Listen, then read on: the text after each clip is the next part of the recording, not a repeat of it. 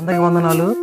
ఈరోజు దేవుడు మనకు ప్రేరేపించిన వాక్యం కీర్తనలో మొదటి అధ్యాయం నుంచి దుష్టులు అనగా ఎవరు. దేవుడు క్లియర్గా చెప్పాడు బైబిల్ గ్రంథంలో, దుష్టులు ఆలోచించప్పుడు నడవకూడదు. ఎందుకు చెప్పాడంటే దుష్టులు అనేవాళ్ళు ఎప్పుడైనా కానీ మనకి హాని చేయాలని ప్రయత్నిస్తూ ఉంటారు. ఎందుకంటే సైతాను వాళ్ళు పూర్తిగా ఆహ్వానించేసేసి ఎప్పుడు చూసినా వాళ్ళ మనసు కఠినంగా ఉంటుంది.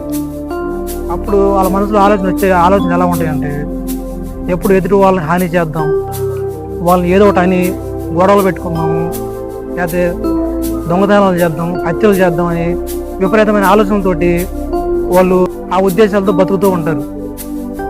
ఓకే, అలాంటి వాళ్ళకి దూరంగా ఉండమని దేవుడు క్లియర్గా బైబిల్ గ్రంథం రాసి పెట్టాడు. కీర్తన మొదటి అధ్యాయంలో రాశాడు.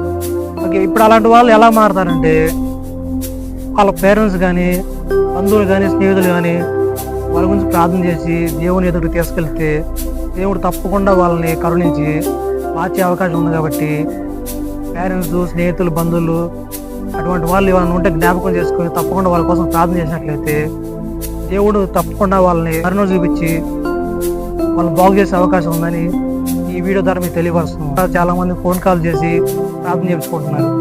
మీకు ఏమన్నా సమస్యలు ఉన్నట్లయితే కామెంట్ రూపంలో కానీ లేకపోతే నెంబర్ ఫోన్ చేసి నాకు తెలియపరిచినట్లయితే మీ గురించి ప్రార్థన చేస్తాను. తప్పకుండా దేవుడు అందరికి మేలు చేస్తున్నాడు, మీకు మేలు చేస్తాడని నేను మనస్ఫూర్తిగా నమ్ముతున్నాను.